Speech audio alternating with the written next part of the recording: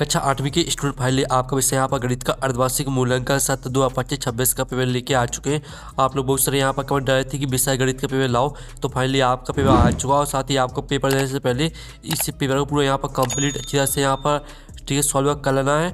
और साथ ही इस वीडियो को आप अपने दोस्तों तक शेयर कर दीजिए जिससे वो भी 60 में 60 नंबर लेके आ सके विषय गणित के पेपर में। और वीडियो को लाइक कर लीजिए, चैनल को सब्सक्राइब कर लीजिए। आप यहाँ पर देख लीजिए जिला शिक्षा केंद्र मध्य प्रदेश भोपाल अर्धवार्षिक मूल्यांकन सत्र 2025-26 विषय गणित हिंदी माध्यम।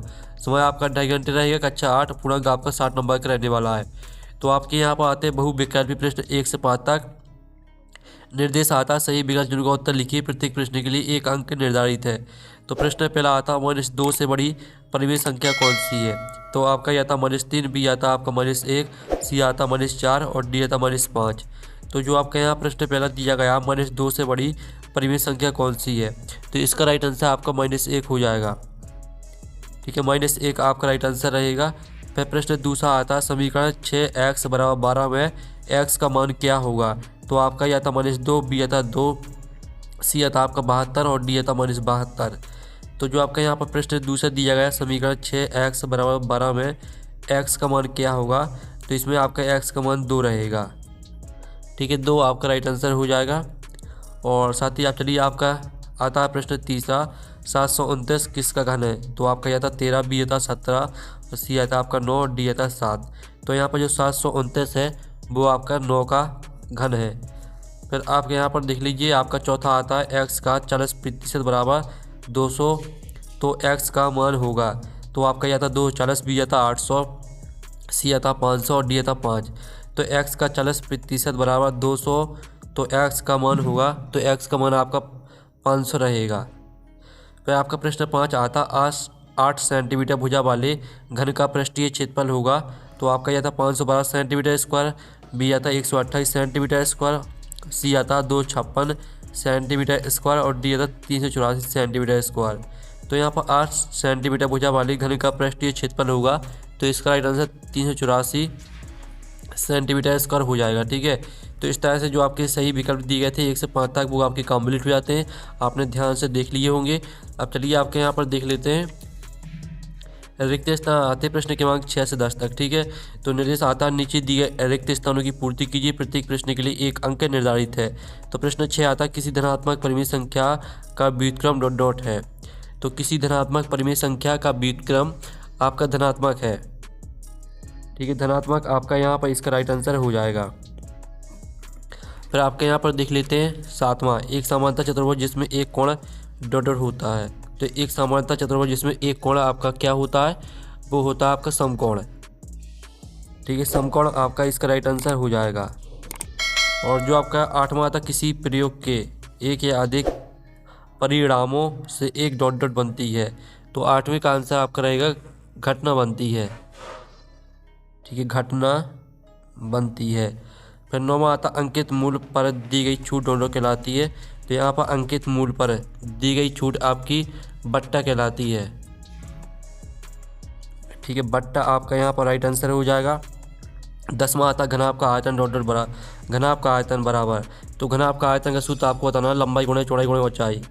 ठीक है, L गुणे B गुणे H ये होता है आपका घनाभ का आयतन का सूत्र। ठीक है, इस तरह से आपके यहाँ पर हो जाएगा। और साथ ही इस तरह से आपका जो रिक्त स्थान है वो हमने कंप्लीट करा दिए हैं। अब चलिए आपके यहाँ पर जो रिक्त स्थान है वो कंप्लीट हो जाते हैं। अब आते हैं अति लघु प्रश्न 11 से 16 तक। निर्देश आता नीचे दिए प्रश्नों को उत्तर एक शब्द वाक्य में लिखिए। प्रत्येक प्रश्न के लिए 2 अंक आपका निर्धारित है। तो आपका 11वां आता 3/7 + x = 17/7 निम्न समीकरण को हल कीजिए। तो चलिए आपके यहाँ पर देख लेते हैं 11वें प्रश्न का उत्तर। आपको यहाँ पर ध्यान से देखना है और आप लोग वीडियो को लाइक ज़रूर कर लीजिए, चैनल को भी सब्सक्राइब कर लीजिए। तो आप यहाँ पर देख लीजिए ये आपका 11वें प्रश्न का आंसर रहने वाला है।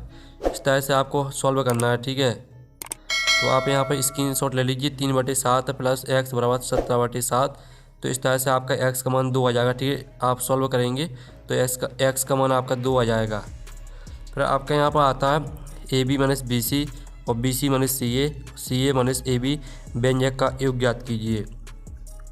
तो ये आपका यहाँ पर रहने वाला योग आपको 0 आ जाएगा। ठीक है, इस तरह से आपके यहाँ व्यंजकों का योग ठीक है, पदों को एक साथ करने पर, यानी जो आपके ए बी वाले हैं वो आपको एक साथ कर देने हैं, बी सी वाले, सी ए वाले, तो इसका आंसर आपका 0 आ जाएगा। ठीक है, फिर आपका यहाँ पर देख लेते हैं 13वां आता है 1229 का वर्गमूल ज्ञात कीजिए। तो 1229 का वर्गमूल देख लीजिए, इस तरह से आपको निकालना है। ठीक है, 1229 का वर्गमूल 1296 है। आवाज़ गुणनखंडन विधि से 1296 को आपको आवाज़ गुणनखंड करेंगे तो इस तरह से आ जाएगा। वर्गमूल के लिए दो समान गुणनखंडों की जोड़ी बनाते हैं। ठीक है, तो हमने यहाँ पर जोड़े बना दिए हैं, तो आप यहाँ पर दीजिए 36, इसका आंसर आ जाएगा। फिर आपका आता है 64 का घनमूल ज्ञात कीजिए। तो 64 का आपको घनमूल इस तरह से निकालना है। ठीक है, आप यहाँ पर देख लीजिए, इसका आंसर आपका 4 आ जाएगा। ठीक है, ये आपका रहेगा 14वें क्वेश्चन का आंसर। फिर आपका 15वां आता है 2:3 को प्रतिशत में बदलना है आपको। तो आप देख लीजिए, अनुपात 2:3 को भिन्न के रूप में 2/3 लिखा जा सकता है। प्रतिशत में बदलने के लिए 2/3 को 100 से गुणा करते हैं, तो 2/3 गुणे 100, तो आपका 200/3 प्रतिशत, तो 66 सही 2/3। ठीक है, यानी 66.67 प्रतिशत आपका आंसर आ जाएगा। फिर आपका 16वां आता है 2 पदों वाले व्यंजक को क्या कहते हैं। तो इसका आंसर आपका रहने वाला है 2 पदों वाले व्यंजक को द्विपद कहते हैं।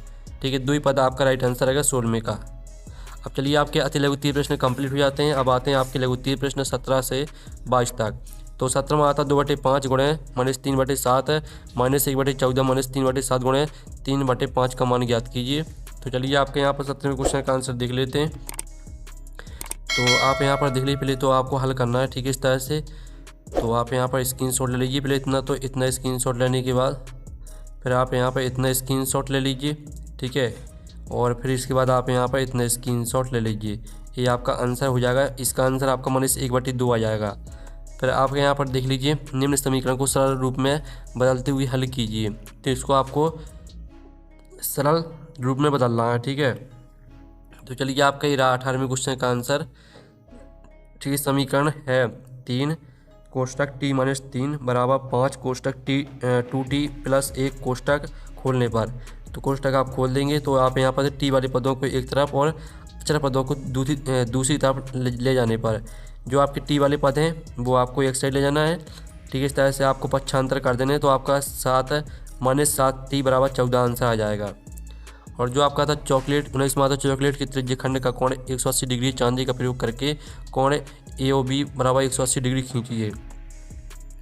तो इसका जो आपका यहाँ पर, और साथ ही आपको बता दें जो आपका यहाँ पर दिया गया था।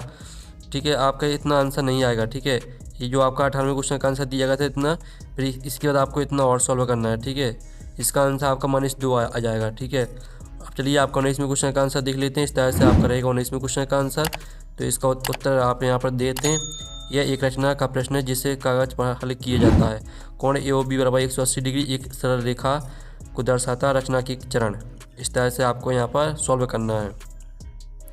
फिर आपका आता 20वां किसी कक्षा के 30 विद्यार्थियों की भार केजी में निम्न है। ठीक है, तो चलिए इनका आंसर हम यहाँ पर देख लेते हैं। तो इनका आंसर पहले तो आप इतना स्क्रीनशॉट ले लीजिए और फिर आप यहाँ पर इतना स्क्रीनशॉट ले लीजिए।